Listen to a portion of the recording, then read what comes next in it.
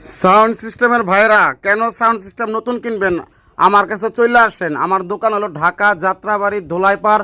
আমি সাউন্ড সিস্টেমের সকল প্রকার সেকেন্ড হ্যান্ড মালামাল ক্রয় ও বিক্রয় করে থাকি সারা বাংলাদেশ থেকে। লাইটিং, সাউন্ড সিস্টেম এবং কনসার্ট বলতে যা বোঝায় সকল প্রকার মালামাল আমার কাছে আপনার ক্রয় বিক্রি করতে পারবেন। শুধু মাইক সেট বাদে আর জেনারেটর বাদে আমার কাছে আপনার সব কিছু পেয়ে যাবেন।